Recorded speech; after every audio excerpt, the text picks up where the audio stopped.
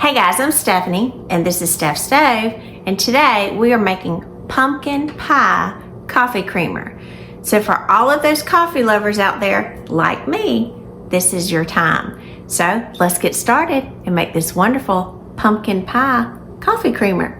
Here we go. All right, to get our coffee creamer started, we are going to start out with 1 cup of half and half. I just cut kind of a smaller saucepan here, because we're just going to blend it all together nicely.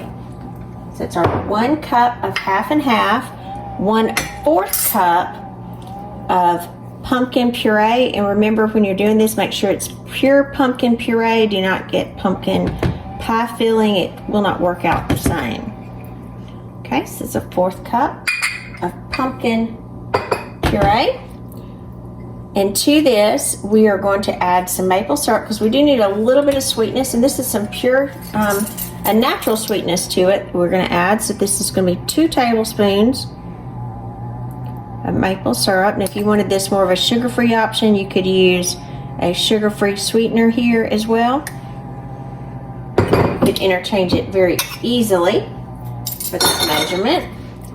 And we'll mix this together just a little bit. Oh, look at that pretty color. It's in there. Then we are going to need just a little bit of vanilla as well. So our vanilla, we're going to need 1 teaspoon of vanilla extract.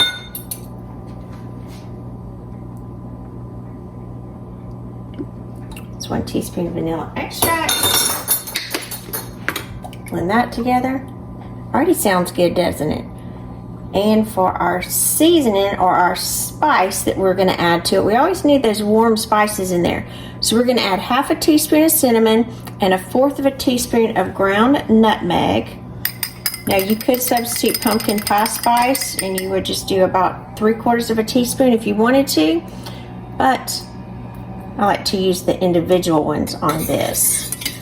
And then we are going to whisk this together. Now, as I'm whisking this together, I'm going to put this on kind of medium heat. So it's going to be about a number 5 if yours is a numeric dial like mine is. And I'm going to whisk this together. And we want this until it's coming together, not quite to a boil, but until it's very nicely warmed and it's coming together. So I'm going to whisk this and let it heat through, and we'll be right back. Now our coffee creamer has heated through, and as you see, I've got some little white smoke that's coming up here. So it's probably getting ready to boil, and we don't want it to that point. We want just a good simmer. So I'm going to whisk it around together really well. Look at that pretty color like there. Isn't that pretty? And it smells like pumpkin pie. All right, so we're going to set this off the heat and let this cool, and then we'll be right back. All right, our creamer has been cooling for about 15 minutes. I'm just going to give it a little stir to be sure everything is nicely incorporated. Put this out on a little coffee bean towel. And then you want to get a storage container. I'm just going to use a mason jar and pour this into it. Look at that pretty coffee creamer. And the good thing about this, we can pronounce every single thing that's in our coffee creamer here. Now, you will want to store this once it completely cools with a lid on it in the refrigerator, and it will be good for about 10 to 14 days. And then you can use as you choose in your coffee.